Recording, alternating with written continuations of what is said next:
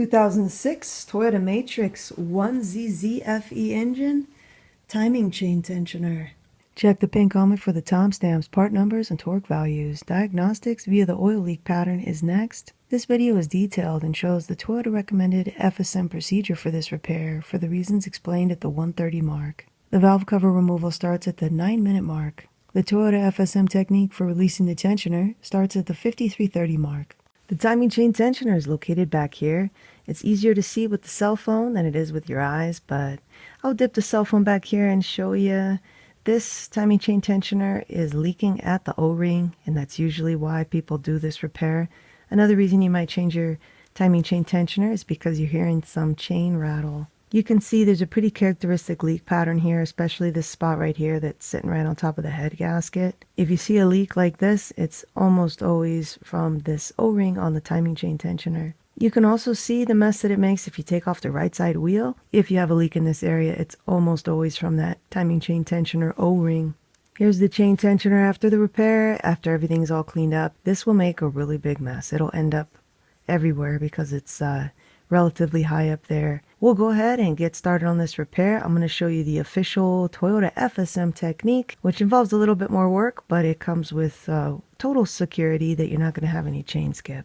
You'll notice this video is probably a bit longer than other videos you've seen. For replacing this component here, this is the timing chain tensioner, and that's just because in this video I'm going to show the official, air quotes, official Toyota FSM factory service manual procedure for replacing this component.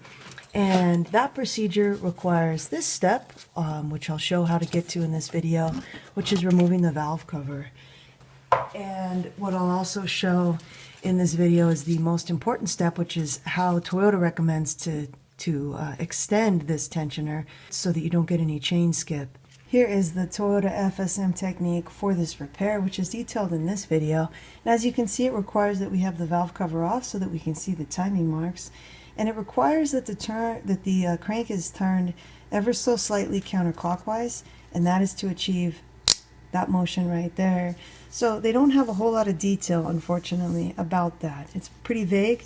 That's the purpose of this video, is to sort of fill in this blank here to give you a better idea of why the technique is spec'd this way from Toyota, and you can decide whether you want to do it this way or one of the other ways you may have seen on another video. Hopefully you've seen some other videos and you know that the timing chain tensioner is located back here.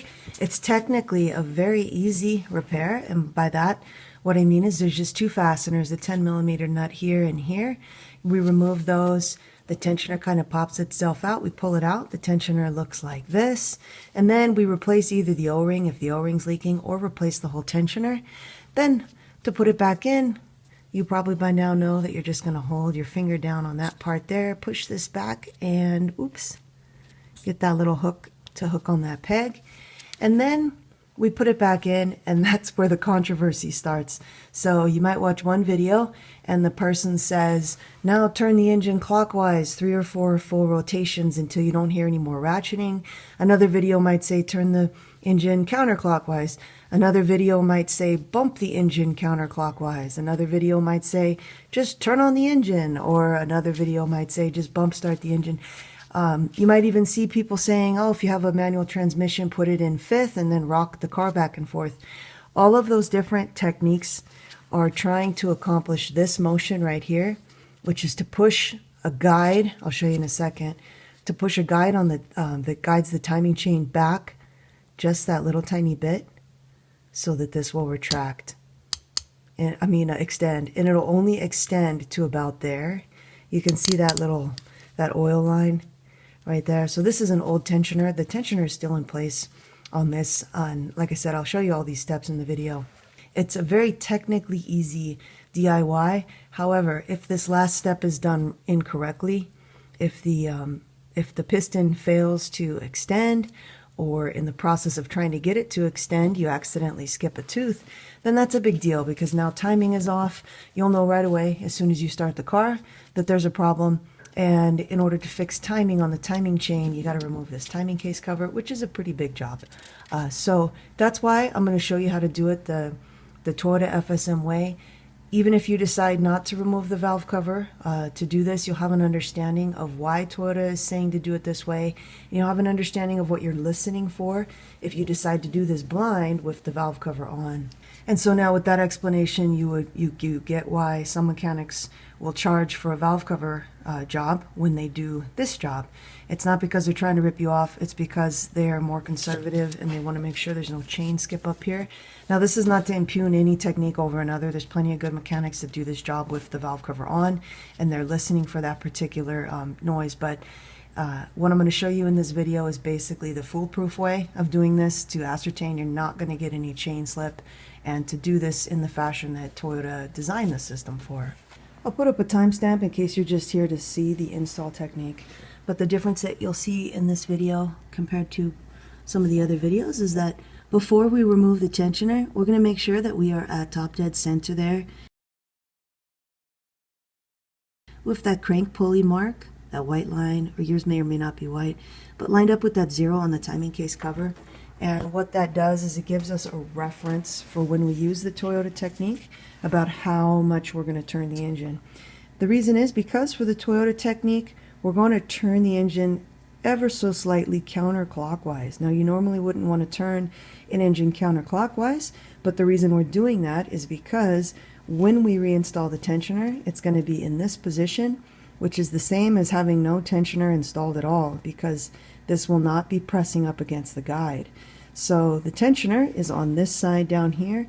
That's the slack side. That's for normal rotation. That's why there's a tensioner on it. So by turning the engine counterclockwise ever so slightly, we will turn the slack side into the tension side. That'll cause the guide down there to just barely bump up against this. We'll hear a little squishy sound, and then we can stop. It's only about 15 degrees. We only need to move the engine counterclockwise about 15 degrees. You'll see in this video. Then we can stop and come forward, and we'll hear that come out, and we'll see it come out. Like I said, it only comes out like that, maybe not even that far. Then we'll turn normally a few rotations in the clockwise direction to ascertain that everything's good, and that's it. So that's why this is the, like I said, the more conservative approach. But either way, whether you decide to do it this way or not, you can at least have an understanding of why it's done this way. Let's take a closer look in here just so you have an idea of what we're going to be talking about with these components. If we look down in there you can just barely see the hook.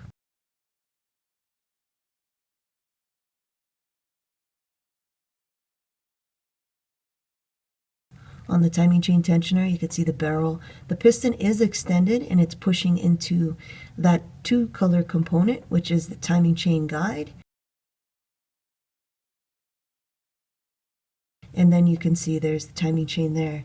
So no matter which technique you're hearing described, whether it's turning the engine clockwise or counterclockwise or bumping or whatever it may be, the idea is to get that guide to rub up, to just kind of bump up, I should say, against the piston to get it to release. We're going to use the Toyota technique, which is again the most conservative way and the fail-safe way, so to speak. But that's basically what's going on. No matter what video you see, no matter what they're doing, unless they go in, which the other way you can do it as well when you have the valve cover off is you can go in there and you can just pop it with the screwdriver and not turn the engine at all. But I just want to explain that that's what they're doing. And again, that's the main point of controversy, it seems, on this repair is just everybody obviously agrees on all the steps except for that one, and then there's some variety. So check the pinned comment to jump around in case you need to move to another part of the video. Right now, we'll go ahead and get started with removing this valve cover.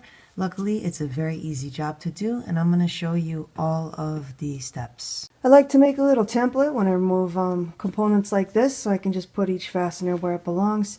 As you can see, we just have 1, 2, 3, 4, 5, 6, 7, 8, 9, and then 10, 11 fasteners for the valve cover.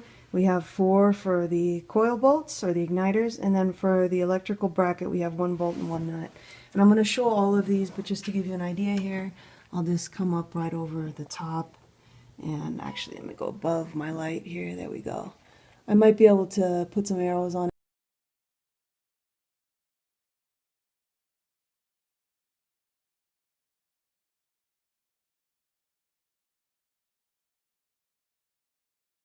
we're basically just going to be turning a 10mm socket. I think we might have one 12, that might be a 12 there. It's pretty straightforward. As far as the valve cover gasket, the valve cover gasket is actually a reusable part, assuming that you got a good one. I usually replace them, but this one's fairly new. It's just been whatever, probably 4 years or so, whenever I did the rebuild on this. So I'm going to see if I can get away with reusing it. If you decide at this time to replace yours anyway, let's say it's the original and got 200,000 miles or whatever, I'll put up some part numbers for that. First thing we'll do is disconnect the electrical for each of the igniters. These are the igniters here. This is all fairly well constrained and the igniters are interchangeable. You can label these if you would like to, 1, 2, 3, and 4.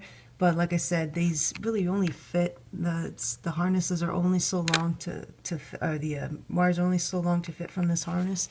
But for good practice, I'll show you marking 1, 2, 3, and 4. We don't have to mark the coils, but we can. Next, I'll disconnect the electrical for each one of the igniters. And what I suggest is this is to actually kind of push it this way a little bit at first. And then you're going to push down here on that part so that it levers up. And sometimes you can just wiggle it off. Sometimes you got to get it under here and just barely give it just a little bit to clear that. And then wiggle it back. Okay. See what I mean about the harness being so short? Oops. Okay, now you can see we have a fastener here, and you might not be able to see it, but I'll show you on the camera. Talking about that one there, and that nut there.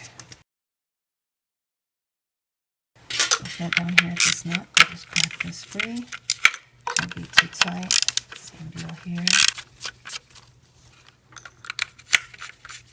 I'm going to use the magnet as I remove these because I've had butterfingers lately, and it's never any fun to drop a fastener.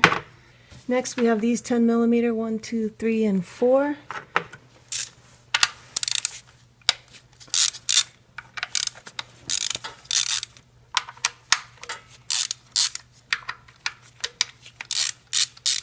That's an example of those. They're all the same. We'll pull all those out. Got those for my little template just to keep track, and now we'll go ahead and just pop each one of these igniters out. Just like that, no oil. If you have oil on it, definitely replace your valve cover gasket, because as you'll see when we get in there, that there's a feature on the valve cover gasket that prevents oil from getting in the spark plug tubes. We'll grab this one here. That one looks good. Grab this one here. And this one here.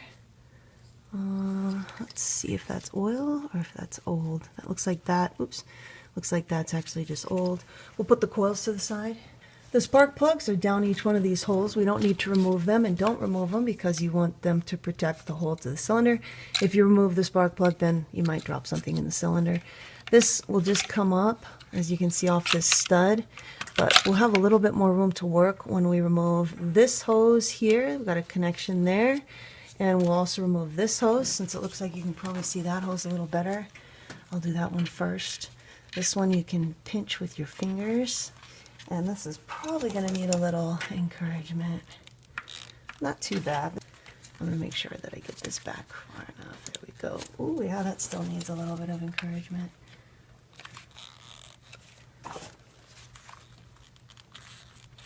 Now it's coming. Okay. Bracket's still a little bit in the way, but you can see there's one of these deals just by hand. And can just reach around the camera here. Pull that back and give that a little encouragement as well.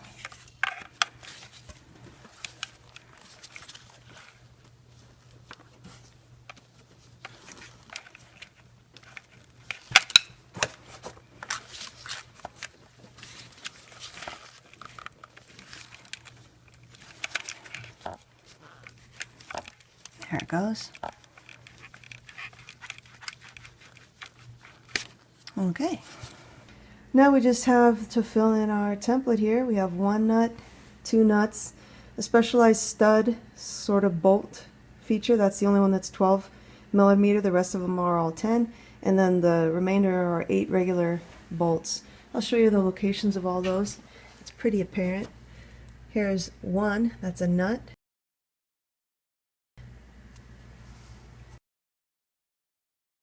Two, that's a bolt. 3, that's the stud, that's the one that's a 12 millimeter. 4, that's a nut. 5, bolt. 6, bolt. 7, bolt. 8, bolt. 9, bolt, and then 10, bolt with a specialized little gasket thing under it, and 11 bolt. So those are the 11 fasteners that we need to remove. For these 3 on the corners with the brackets on them, I like to just disconnect the brackets from those plastic things before. I think it's kind of easier, but I'll show you if I can get the camera in here. It's a little tricky. This is kind of hard to show, but that's the best I can do with the camera. Under here, you'll be able to feel like a little tab. Let me reach my hand in here. Let's see, that'll probably be, say I'm pressing my finger down like that. Then pull this back. Takes a little bit of effort, but it will come off the bracket. Alright, so what you're doing is grabbing this tab and pushing that down, and now that'll give easier access to this. This one here, similar deal, they just have it on the top instead of on the bottom. So you get your finger under there or a pick or whatever, and then pull it back like that. Before we do the other brackets, we'll just lift this up like that, so this gives us a little bit of flexibility because we'll move down there. For this bracket here, the one on that one, see that blue thing? That blue thing has got a little tab on it. Same deal. We're going to press that down and then pull the wiring harness back. And it'll slip off of there. There we go. Okay. And now we just remove these 10 millimeters. I like to start for removing fasteners on valve cover gaskets. I like to start on the perimeter, on the edge, and move towards the middle. So we'll go something like this. Dot, dot, dot, dot, towards the middle. And then when we reinstall, we'll start at the middle and then spiral out. That's just the way I like to do it with gaskets. I'm just going to crack each one free, and then I'll go back here.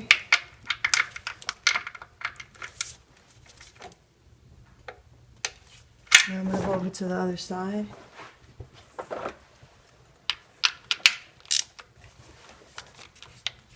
Back here. Actually, I'll do this one here. Right there. This one here. The back. That'll come over here. These should not be particularly tight. Now we'll go back right to this one. Where is it? I guess I'll go to this one here.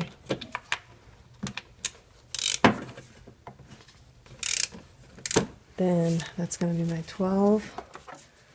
This one's the 12 millimeter. And the one back here.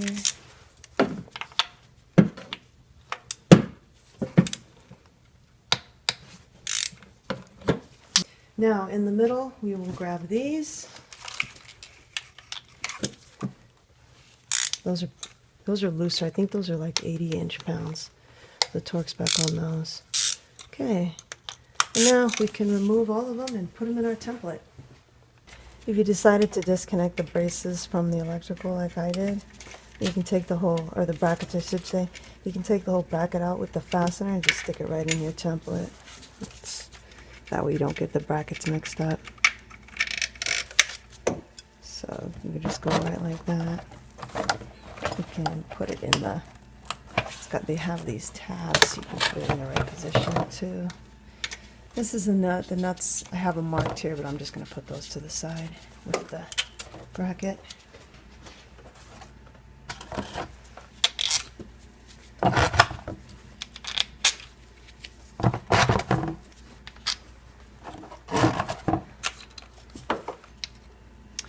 If when you're pulling this up, I might have to move it. Oh, it came up. This here, this is a part that will come with your new gasket kit. If you did get a new gasket kit, just make sure that you account for that specialized washer there. That's only on those two here in the center.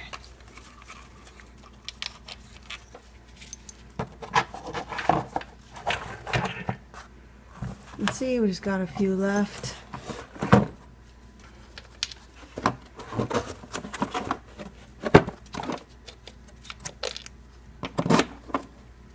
And this nut, and then that one back there. But this one over here, I just took the nut off of this. I'm gonna have to take a closer look real quick at this bracket to make sure I'm gonna be able to get that out of there. Okay, let's see. There we go. Okay, I'm gonna slip that all the way off because this is the fuel line here, and so if it's kind of getting caught, if you go to pull up on the valve cover, it's just gonna catch. So I'm gonna pull that off, set that to the side with the nut, and this will be the last one here. Okay. There's our template. We have all of the fasteners filled in. The nuts, I didn't put them in here, but I put them to the side with their brackets. Before you pull the valve cover up, it's always a good idea to make sure things are cleaned up, that nothing's going to be falling back in. On the head, the top of the head right here, where the timing case cover meets the cylinder head here below the valve cover, you'll see like some kind of rubbery stuff. That's form in place or gasket maker. Don't let that fall inside if it happens to move when you lift the valve cover up. It usually doesn't. You usually have to kind of pry it off. But we will be putting new gasket maker there and in the same spot on the back. So I'll just take a moment to just double check, clean up in here, and then we'll pop this valve cover off. I want to edit in a little tip here that you won't see until later in the video, but do this before you try to remove the valve cover because it'll make it easy on you. Just zip tie this harness up out of your way. You can use this AC line here because this is going to get in your way. You'll see that in a second when I take the valve cover off. And then this here, just pop this open like that. All right, take it all the way off, and that will allow you to move this pretty much completely out of your way. It'll make it easier to take the valve cover off. All right, I'm ready to pop this off. I'm going to pick a pry point that does not include a gasket sealing surface or mating surface. And the gasket goes in here like this. It does not come out around that fastener. And this also, this one and that other stud, that's going to constrain you. It's going to make you want to obviously have to go right up. So I'm going to use this as my pry point. I also see one over on the other side that would work too, but let's see how this works here. Just get under here. Shouldn't have to exert too much force. There it goes. All right. If you find that you have to really pry and pry, stop and double check that you haven't forgotten a fastener, particularly this one or that one, since they're a little easier to overlook since they're not on the perimeter. So now all this stuff that wants to get in our way, we'll kind of move it to the best that we can and pull this valve cover up. Keep an eye that stuff doesn't fall in.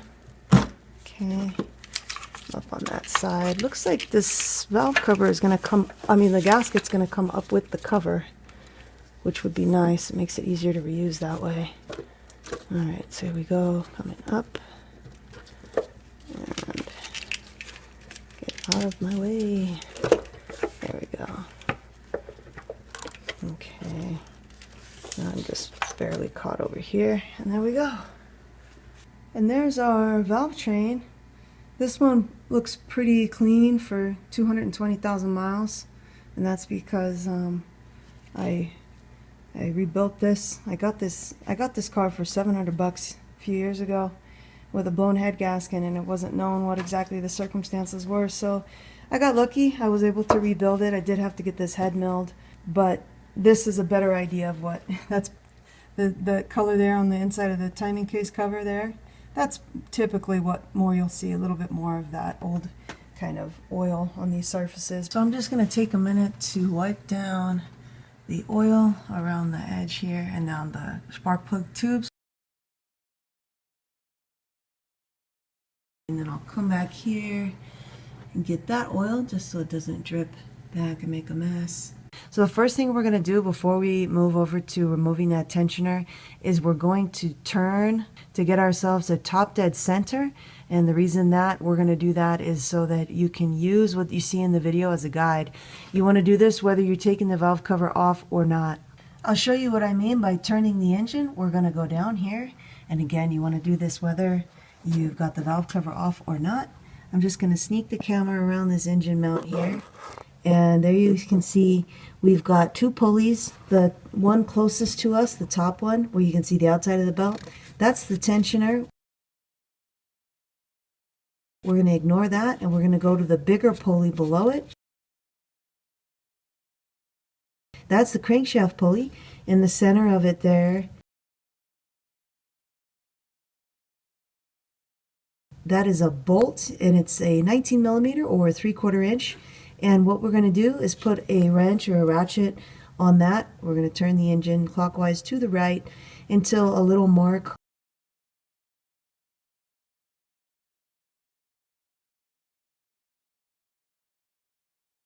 on the crankshaft pulley comes around so that we can align it with the 0 mark that you see there on the timing case cover.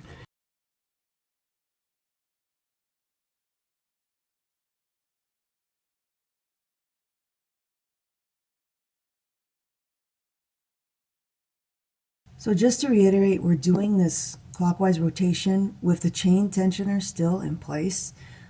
Don't do this part if you've already removed the chain tensioner. Do not turn the engine if you've already removed the chain tensioner. Also, you're going to see me do this from above, but you can, if you need to, just lift up the right side, take the wheel off, and then take the plastic fender liner off, and you'll be able to reach that crank bolt from below if you need to. If you don't have a tool, for example, that can fit in there the way that you'll see me get a ratchet in there. All right, so let's go ahead and do this. If everything stays perfect with the camera, you ought to be able to see what I'm getting at. I'm going to go down here on this crank pulley on the bolt, and I'm going to turn, like I said, clockwise. Make sure that you've got your ratchet, if you're using a ratchet, in the on position, because again, we're doing clockwise. So I'm on there, I'm on that 19 millimeter, and you can see my hand here. I'm going to turn clockwise, and as I turn, I'm going to be looking for a little white mark on the crank pulley to come around to align with that timing mark.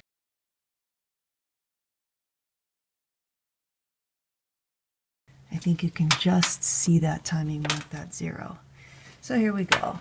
Now, turning the crank bolt requires a little bit more effort. You'll hear noises like that, that exhausting as the valves move up and down. And there's our mark, all right? So see that little mark there? Now yours may or may not have the white paint on it, but that is the mark. So we were actually pretty close. I'll go ahead and turn it, probably have to turn it another time anyway. But I'm going to slow up. You can see that mark there, and I'm going to lean in and get a good view so that I can get this without any parallax. Get that mark lined up with 0, and it's right there. All right, so there's a good view there to show that that mark is in fact lined up with the 0, with that top dead center mark. These camshaft sprockets rotate once for every 2 rotations of the crankshaft. So if you have your crankshaft just like you saw, it's in that position there with the line at 0, top dead center, and you come up here and you don't see this, just make one more full rotation, 360 degrees, bring that line back over to 0, and you will see this, assuming that your timing's good, which it ought to be if you're just in here doing the timing chain tensioner. To go over these timing marks just a little bit more precisely, on the VVT, this is the big old intake sprocket assembly with the VVT apparatus on here. We have this long line that goes the whole length. It lines up mid-span on the outer link here, and then counting the outer links, one, so we'll count one here, I should say. 1, 2, 3, 4, 5, 6, 7, 8 links back, mid-span on that 8th link. There'll be that little dot for on the exhaust sprocket. And then down here, there'll be these 2 little dots. One on the exhaust sprocket and one on the intake there that line up. And so these are all good timing marks.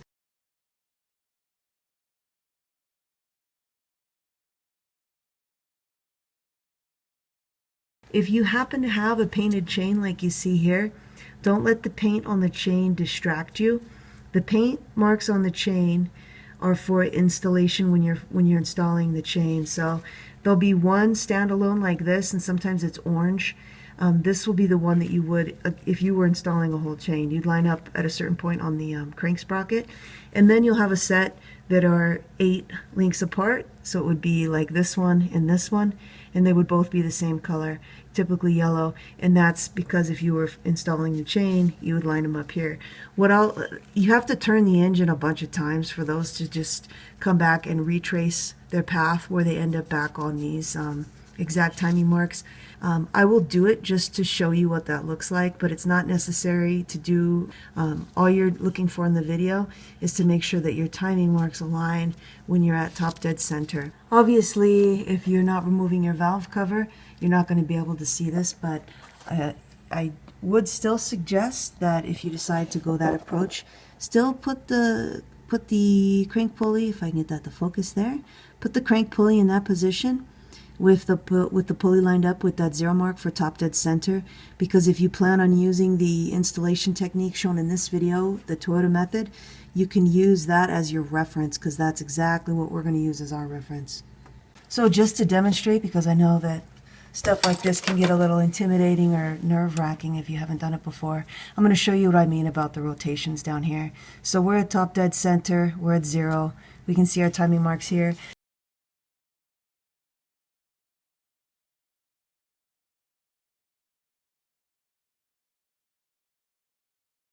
When I make this next turn, the timing marks are not going to align.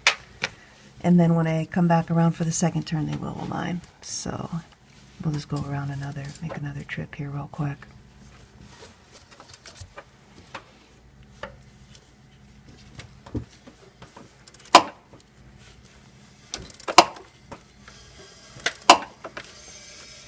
That noise there is me hitting the engine mount. Alright, let's keep coming around soon here. And there's my mark. Let me get it lined up. Okay, we're at top dead center. And as you can see up here, our timing marks don't align. So if this is what you see when you first get there, don't worry, just make another rotation.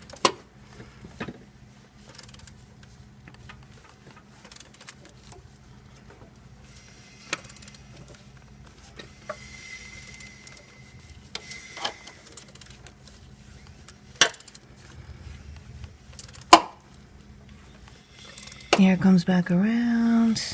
You can see those timing marks are coming back around too. Let me get that in just the right spot, right there. Okay. And you can see we're back. We're back there with our timing marks all lined up. Okay, so you can see I rotated the engine a bunch of times to get these painted links just to come back up here, just so you can see. But don't let these painted links distract you. In fact, some chains don't even have painted links. They're an installation guide, so we're going by the timing marks that we've already seen. On these 2 spots here, right here, and in that similar spot right back there, make sure you remove that old gasket maker. We'll put new gasket maker on, but put something behind here so you don't accidentally drop it into the timing chain. So the other thing you can do, like if yours is real messy, you can put the vacuum cleaner on while you're doing this and have the vacuum cleaner suck it up. That way you know it's not going to end up in in the timing chain cover, that area here, or in the head area. So I'll just get this cleaned up, and then remember there's the one on the other side too. So just make sure you've got this surface cleaned up. We'll come back later and do another final cleanup, but you want to get this out of the way because I suggest if you have the valve cover removed, you go ahead and put it back on anytime we're leaning over in that area, and that will be to remove next, to remove the tensioner, and then later to install it. I would keep this up, tied up like this. I've had to change this and move it and stuff in the video just because sometimes this is getting in the way, you can see, of my filming, but that's only because I'm filming. If you keep this up and out of your way, it's a lot easier to work around it. You can just easily pop the valve cover back on. So before we head back over to remove that tensioner, this is your last chance to make sure that you are indeed at top dead center.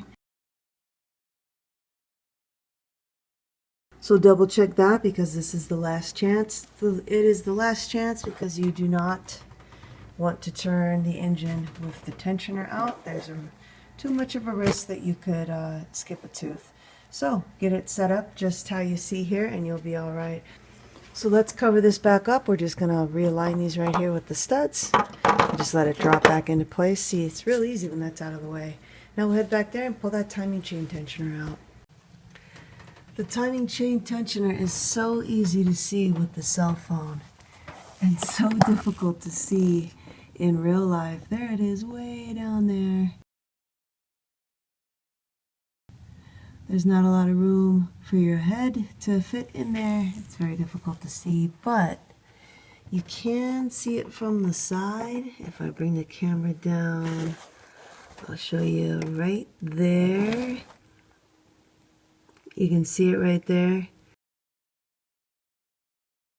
Not the one closest to us, the one behind. You can sort of see that sort of rusty kind of look. That's the tensioner there. So you can get a little bit of better idea about where you're reaching by looking at it from this side.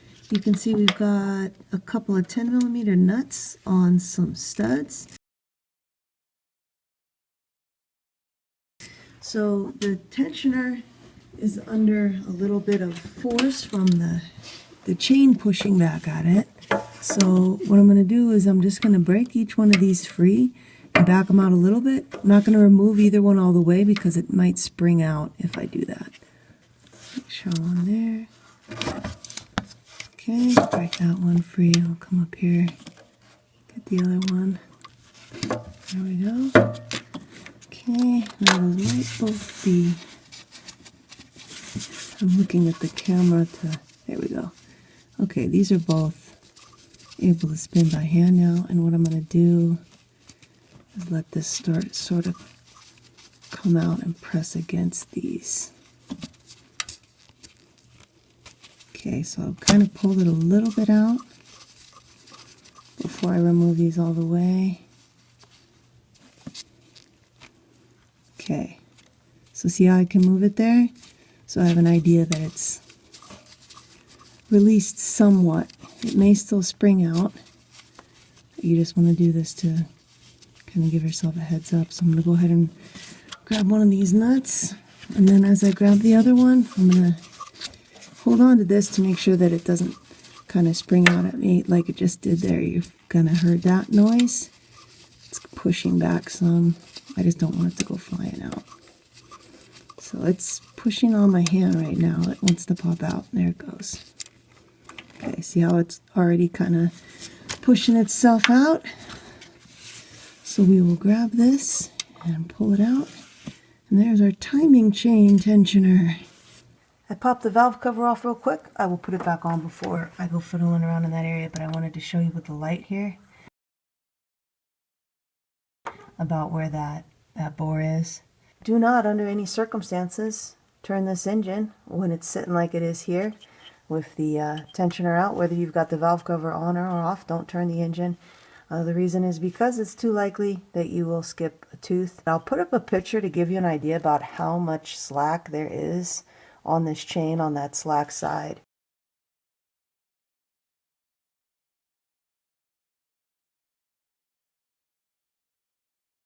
When the tensioner is working, obviously it takes up all of that slack, but when it's not in there, It's just kind of hanging out over there. So there's our timing chain tensioner. The reason I'm doing this repair is that this O-ring is leaking again.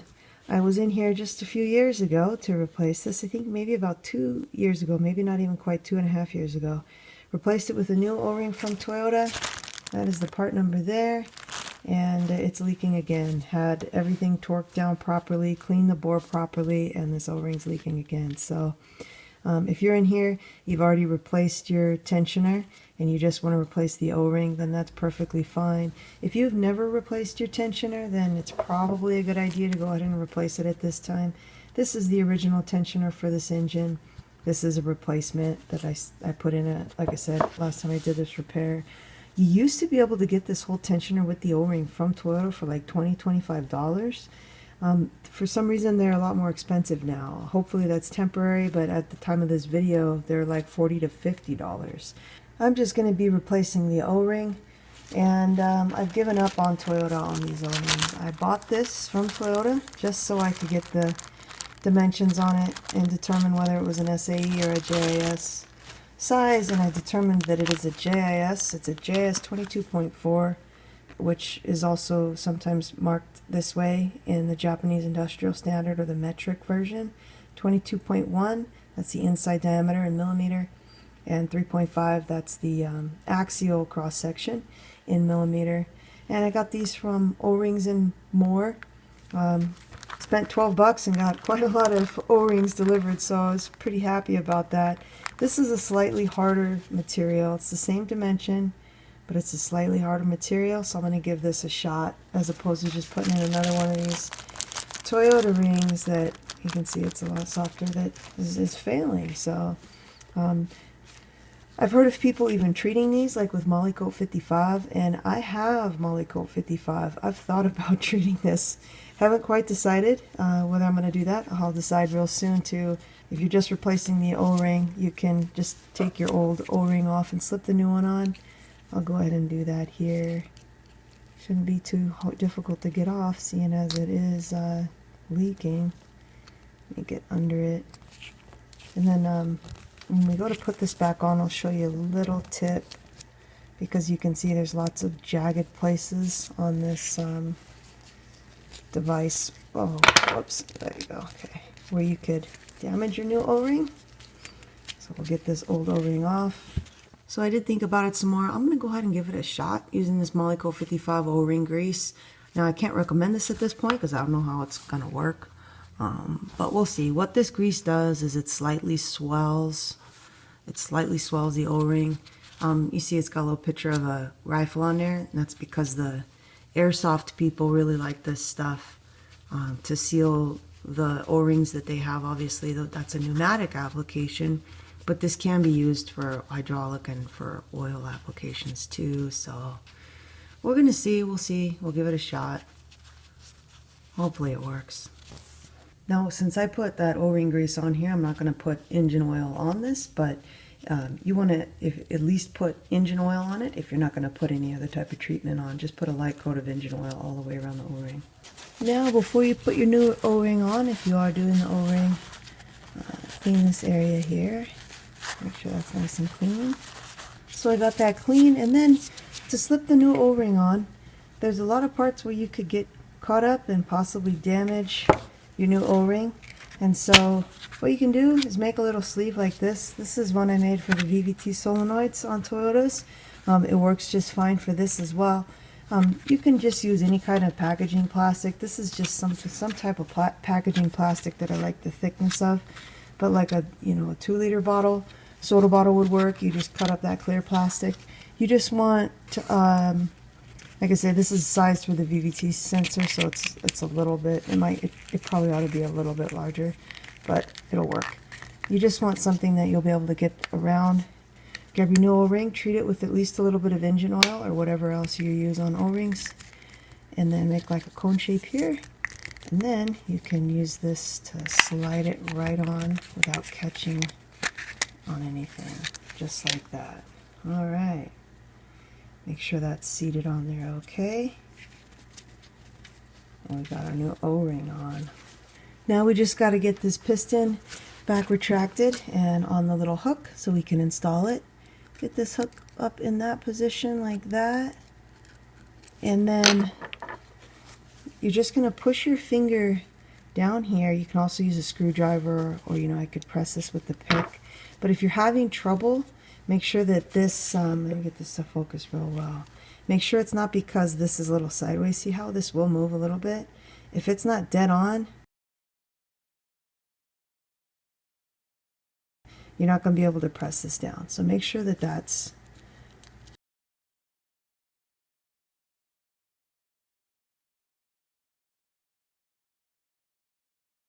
centered like that, and then you're going to press down, push it back, and loop the little hook on there. It will eject some oil, that's fine. You don't need to empty the old oil out of there. Let me show that again on this old tensioner in case you couldn't see exactly what I mean. You can use a screwdriver to push this down, but if it's really hard to push down and it doesn't seem to be moving, it's probably because it's like that. See, this is an old one, so it'll go quite a bit over. You're not going to be able to push that down. So make sure that those little ratchet lines are lined up with that catch there. See that catch? And then when you push this down, you're just pulling that catch back, like so. You just barely need to move it. And then you can push this in and loop the hook around just like that. If you're curious about how this timing chain tensioner works, I took the old one apart here just to kind of have a better idea. This is the pin. I just took that pin out from there. So I have my punch in place. My punch is much smaller diameter, so the pole is not going to fit very well. But you can still get the same idea. So I'll push it back to release the hook. And let's see. Things aren't quite in perfect alignment, but I guess I'll go like that. Ratchet, ratchet, ratchet out, and then this is going to come all the way out now. Okay, and this sucker wants to go because it's a long spring. There's a spring. So we have a spring, we have this barrel with the hook on it. And then if I take my punch out, this pawl comes out right like so. Then there's another little spring there.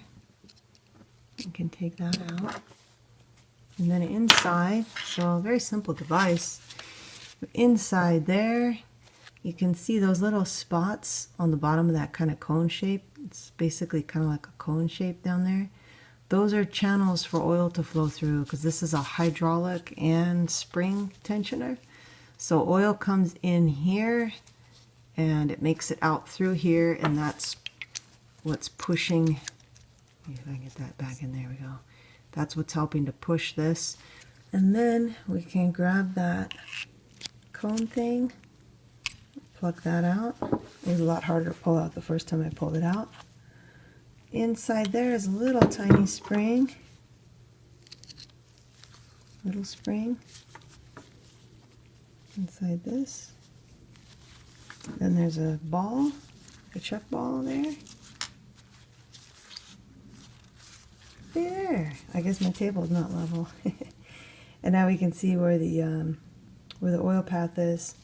So if I take my punch here and I put it in this hole where the oil would go through, you'll see the light get blocked here. See that? So that's where the oil goes. That's how that little thing works. So I'm not going to be able to get this thing back together properly, but I can, whoa, get back here. I can show it for demo purposes. Look at that little sucker. This is a very weak, very weak spring. Oh dear, there it goes. This is just a little Mexican jumping bean here. Okay, let me, just for demo purpose, oh no, of course now it's magnetized. Put it back in there, and then it would be check ball. Back in there, and then cone. Back on the check ball. Push that down. And then it would be spring, and I guess I'll go, I'm thinking, I don't recommend disassembling these. I'm just doing this for a little fun little learning thing. Then this spring was here. This pawl goes something like this. It fits somehow, it'll fit in a particular way on that spring. I'm probably not going to get it right, but we'll just do it for demo purposes. This will be our pin, and there we go. So that's how it works. I slipped the cover back on so we're safe to work in this area and leaning over things, and we'll go ahead and put this tensioner back in. I'm just going to get in here and really clean that bore to make sure that the sealing surface where the O-ring sits, which isn't very far in, but wherever it sits, that it's nice and clean. So I'll remove the oil, and then if I feel any kind of ridges or any old gasket material in there, I'll remove that as well. Okay, so now we are going in with the tensioner, and it only fits one way, and the way is with the little hook facing up. You want to make sure you put it in that way. That's the only way it's going to fit on the studs. When you're putting it in, you want to make sure that you keep a good grip on it in case it retracts. I'm sorry, I'm just going to have to block this so I can get a feel for where I'm going. There we go. If it does retract while you're installing it, just pull it back out and reset the hook. So here I'm going for those studs. Just reset the hook and do it again. I'm going to keep holding on to this. You want to make sure you have your nuts ready. Keep one hand on it. And before you try to push it in past the O-ring, put at least one nut on it. One on. It's not tight. I just put it on here and tight there. And we'll do the other one here. If you feel like these studs are loose, this is an external torque. So it looks like it's maybe an E4, or an E5. You can tighten those studs up, but don't tighten them up too much because they're not intended to be super tight. Let me move the light over here for you, because what I'm going to do now is go ahead and push it in past the O-ring, and this is where I'll get that resistance, and then I'm going to hand tighten both of those nuts down, then we'll come back with the torque wrench. So here we go. Get in there. And 2 hands. Okay, so that was it popping past the O-ring. That was not the plunger retracting. So there I can get those nuts fastened by hand. And now we'll grab the torque wrench. Torque on this is 80 inch-pounds. I love this little baby tecton to get in here on these, but if you don't have a torque wrench, it's not super tight. Okay, so I'm going to do them evenly. Okay, now I'll come back up to the other one. I'm going to have to get my other hand in here. Okay. Now I'll do the final tightening, I think, anyway. There it is. Not enough room back here for all these things. Now I'll do the final tightening on this. There it is. Okay. So now for the most important part, we're going to pop that little plunger out. I've got the FSM printed out here. I'll also put this up as a slide at the end of this part of the video so that it's easier to read. We've already done this. We've already torqued everybody down there to 80 inch-pounds. And now we're going to move to the most important part, the part where there's controversy. Like I said, we're just going to cover the official FSM method in this video. And that's what you see right here. So what we have, what we have with our instructions from Toyota, it says, turn the crankshaft counterclockwise and disconnect the plunger knock pin from the hook. Then we have a picture. This person's getting ready to turn this counterclockwise, and then the hook is going to be in the hook is going to be hooked there, and then this is going to move back. The hook's going to come undone. Then our next direction is turn the crankshaft clockwise and check that the slipper is pushed by the plunger. So then that's the same picture there. We go from that state to click, click, click out, and we're ratcheting as we're turning clockwise.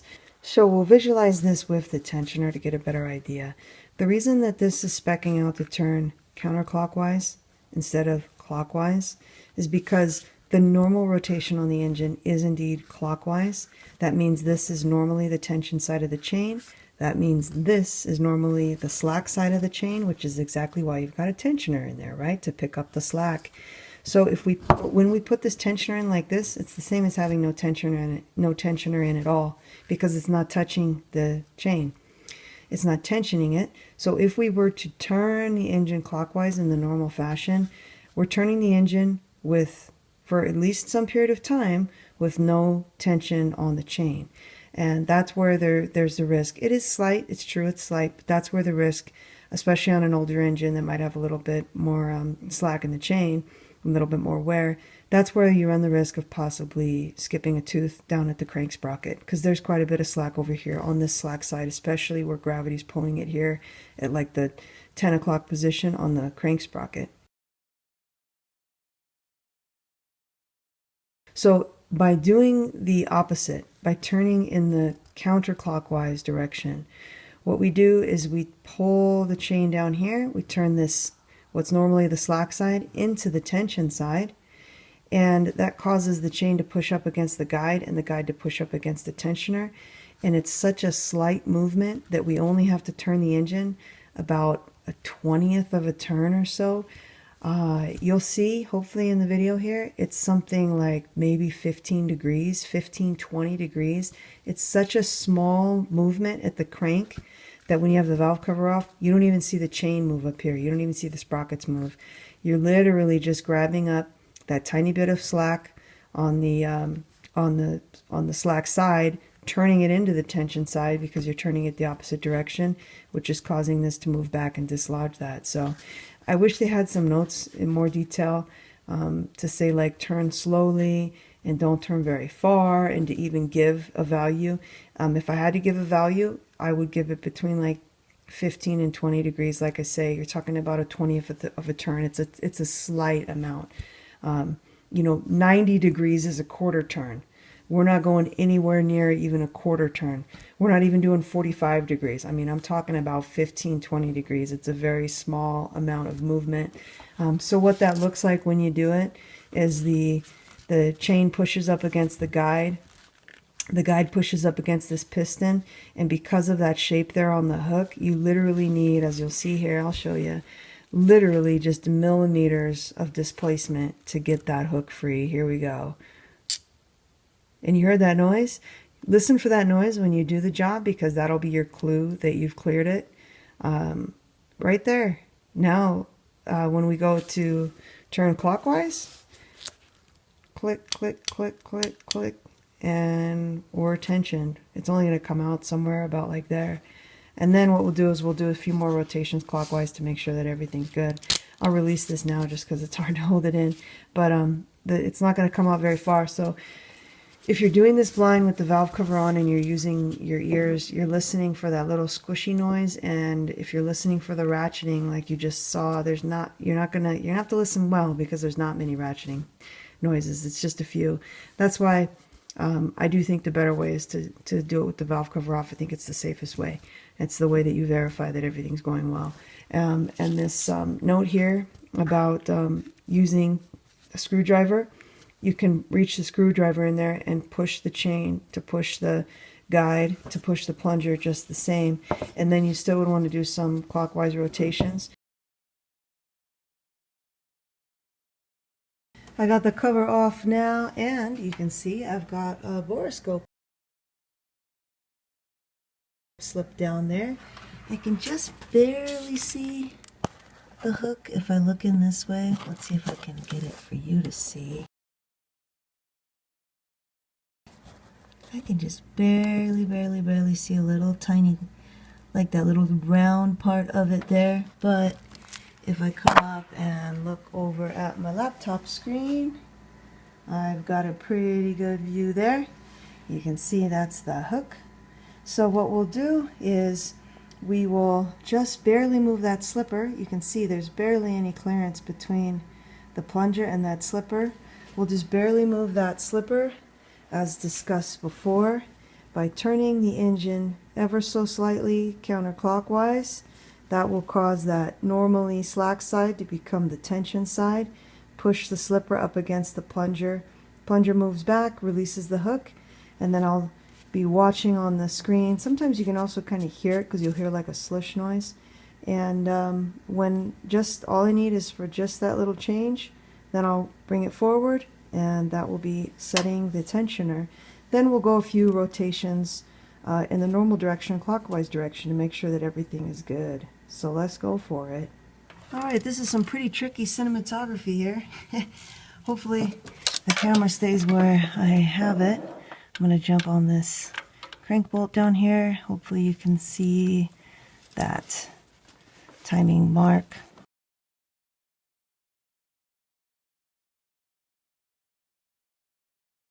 And so what I'm doing here is we're going to watch that timing mark. I'll put an arrow on it. Also watch the chain up here. This is why I brought these yellow links up here, just to make it a little bit easier to follow. And I will sync the video, but I'm going to be looking at the Boroscope cam. I'm at this point just going to start barely turning counterclockwise, and we'll see how far we end up going. So there's some parallax from your view on that mark on the crank pulley.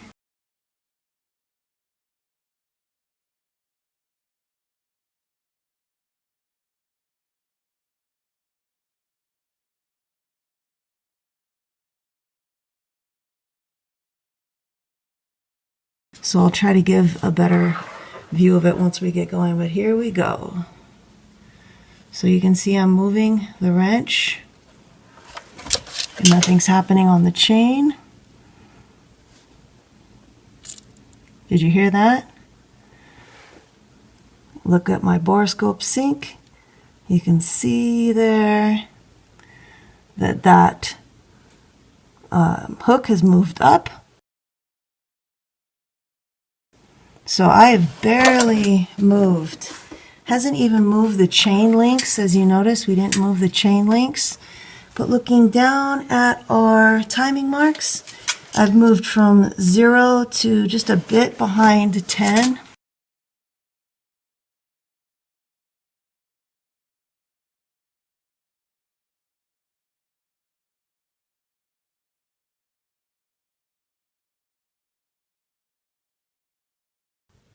There you can see I'm just behind that 10.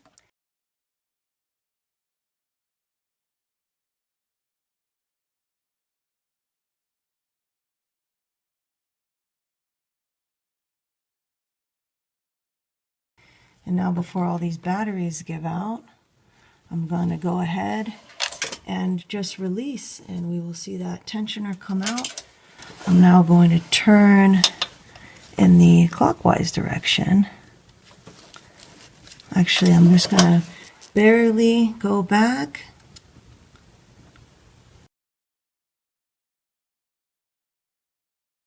And now I'm going to turn in the clockwise direction.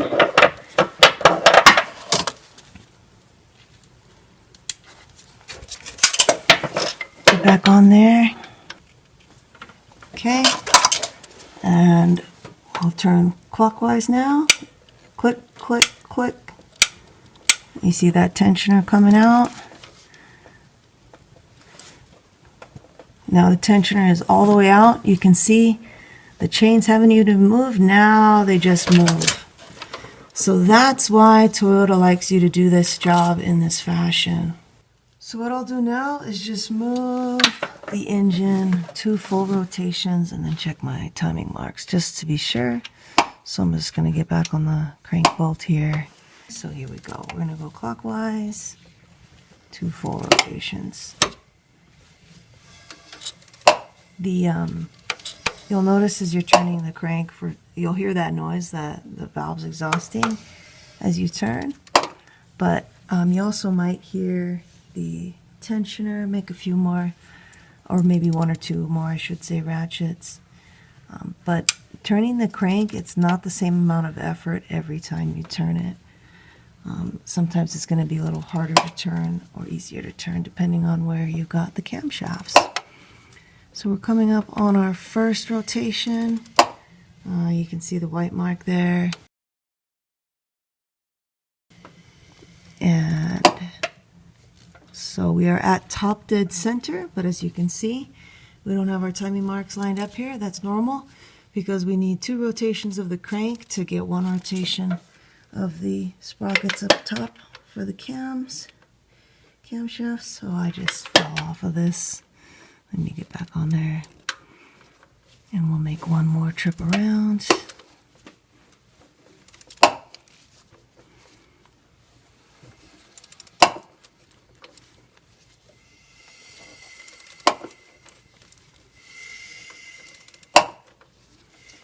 That noise is me hitting the engine mount with the ratchet when I come back up. Tap. Okay, we're almost back around. We can see our timing mark there. We're going to bring it back to 0 and then check our timing marks up front. Let me get it close to 0 as I can. Alright, looks pretty good right there. Zoomed in real tight there on that crankshaft pulley. You can see the notch on the crankshaft pulley is aligned with that 0 on the timing case cover, so we are at top dead center on the crank. We want to confirm that we got our cam timing good with that, and the good news is that we do. To review these marks real quick, I'll put arrows on all of them.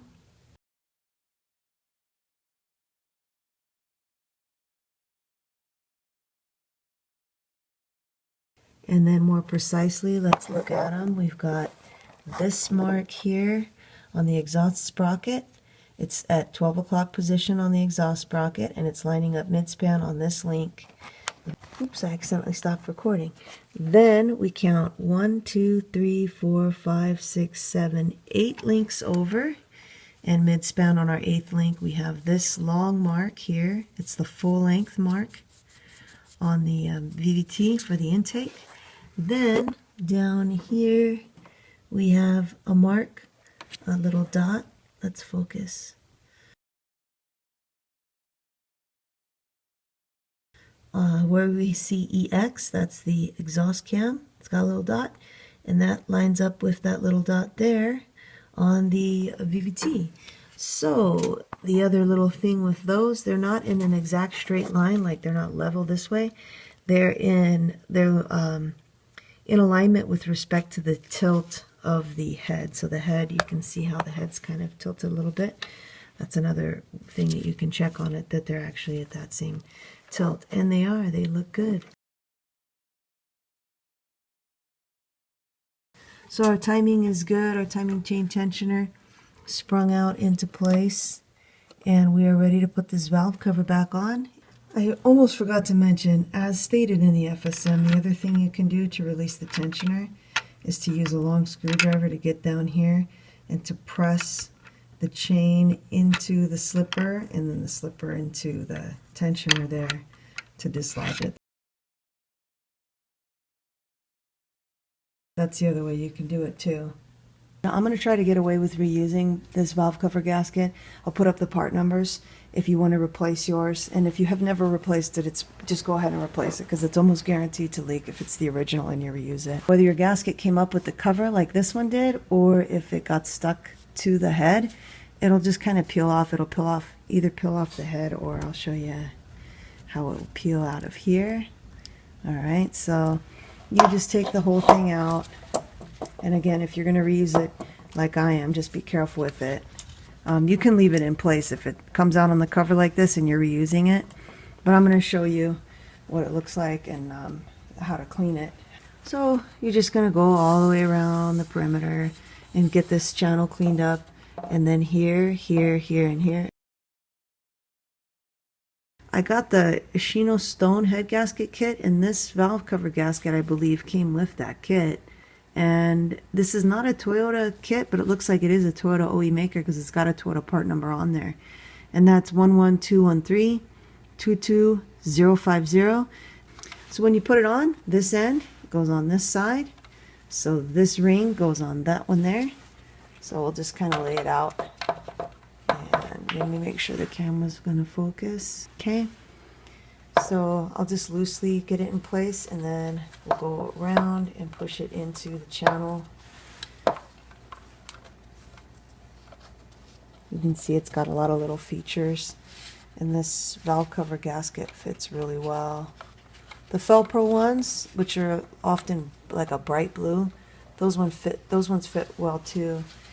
So once we have it in, we're going to go around and really push it in.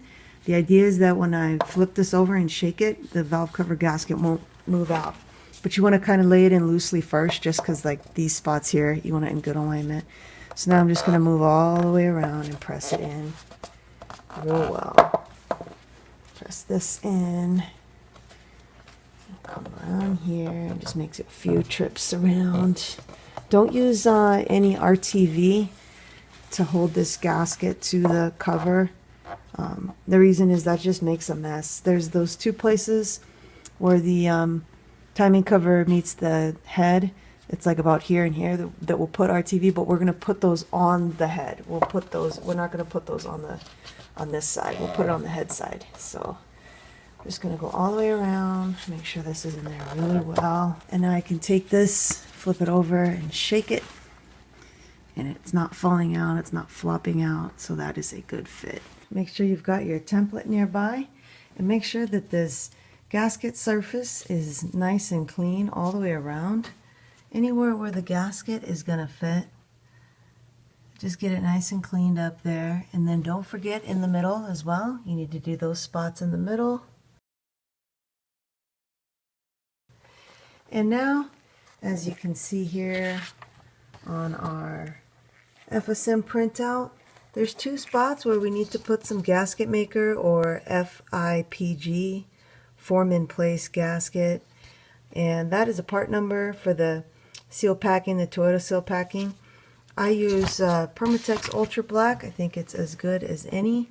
Other products like Right Stuff and even Permatex Ultra Gray probably would work pretty well for this application. But what we're going to do is just put a little bit of RTV right there at that spot where the timing case cover meets the head. And that's just to reduce the chances of getting any oil leaks there. This is a milled head on this engine here from the rebuild, so you won't have as much of a step right there as I do. Yours should be nice and smooth, so I'm just going to put maybe a little extra compared to what you'll have to do. So this is what I'm going to use, Permatex Ultra Black, and I've just got it cut like that. And I've got a little bit, like I said, on either side because this is a milled head. I've got just a little bit more depth there, so I'll have to put probably a little bit more than you will. This is only to stop an oil leak at this spot. We don't want to put so much that we would cause bits of it to fall back in the timing chain. Oops, stopped recording. It wasn't leaking before the way I did it before, so I'm just going to put on that same amount, which is not much. Alright, now we'll put the valve cover back on. Have your fasteners and your ratchets nearby. And we're just going to line it up right here with these studs and have it drop right into place. Make sure that's out of my way back there. It is.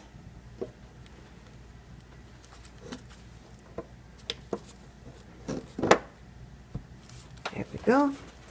Now we're just going to put all of these guys in hand tight. I'm just going to start with these guys in the middle. Sorry about that on the camera.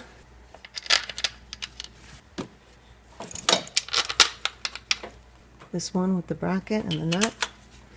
That's the one where that's going to turn on there. While we're doing brackets, this one over here, that shape is going to fit under there and down like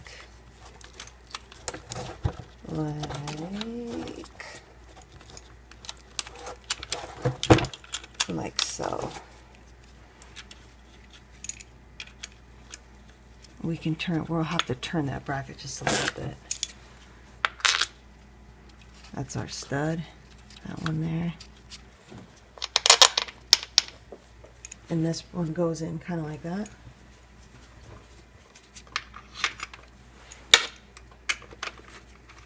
Alright, now we'll just make a bunch of passes, just kind of slowly tightening them, zigzagging, crisscrossing, etc. The idea is just to tighten them fairly evenly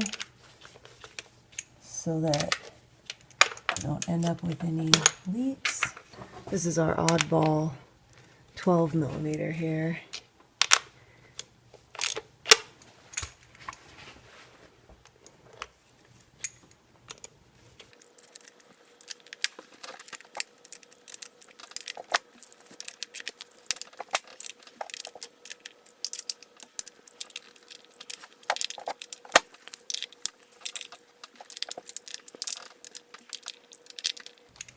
This will be the last pass by hand because they're starting to tighten up enough that I'm going to need the wrench here soon.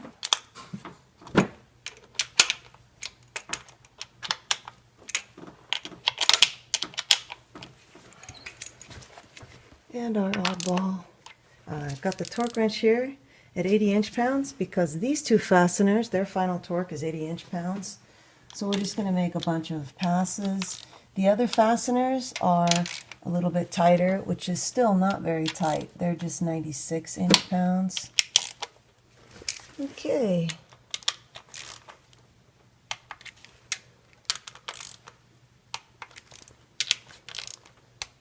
Alright, looks like we're getting everybody at 80 inch-pounds. Be sure to turn that bracket like that so that it'll fit back in this thing before you torque this one down all the way. 1, 2, 3, 4, 5, the oddball, 6,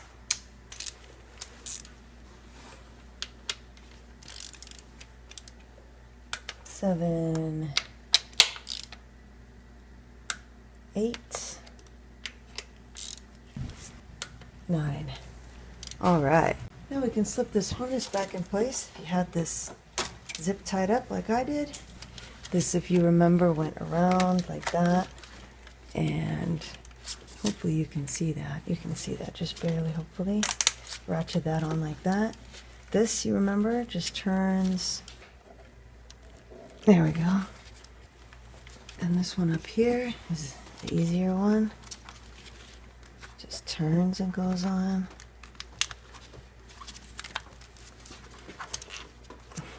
Easier. There we go.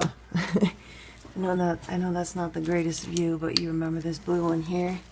This just pulls back and the blue one slips onto that brace bracket. Now we'll get the igniters back in, make sure that this grommet is on there. I numbered mine, but it's not necessary. They are interchangeable. Those fasteners are the little 10mm. Those are those fasteners there. Torque on these fasteners is just 80 inch-pounds. Just don't overdo it. Now these two fasteners here for this steel, which we can get in line now.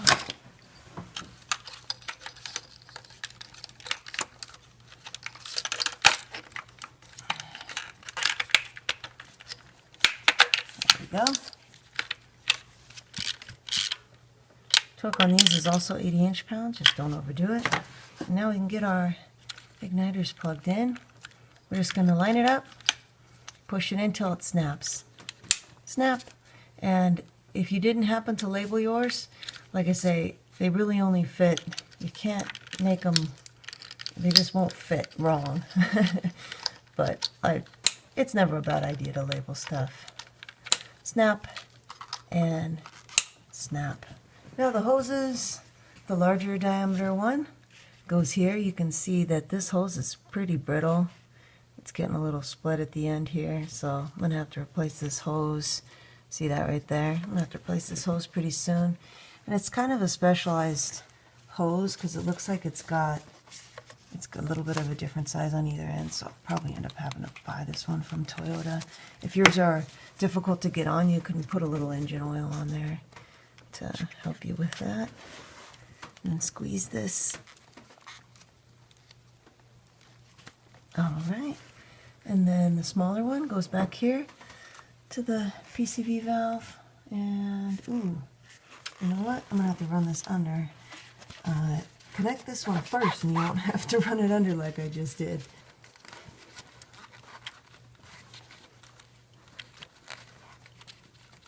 And there's that one.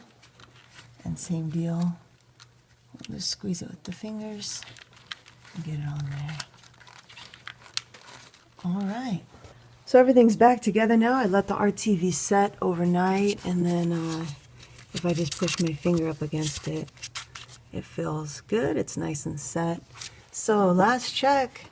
Make sure you didn't leave a wrench down here on your crankshaft bolt, because we're going to go ahead and start her up now and see how she sounds. So here we go.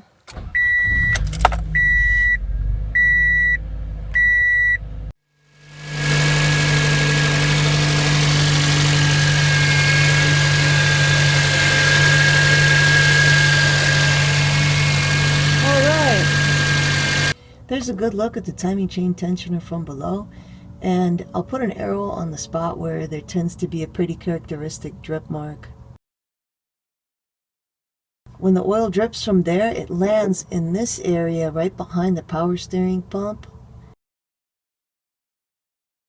And that's why this leak sometimes gets misdiagnosed as a power steering pump leak. And so when you come in here to clean, you gotta get back here and shoot it with brake cleaner or something, because there'll be like a little pool of oil there. And if you don't clean it up after the repair, it'll take a while for that oil to drip down.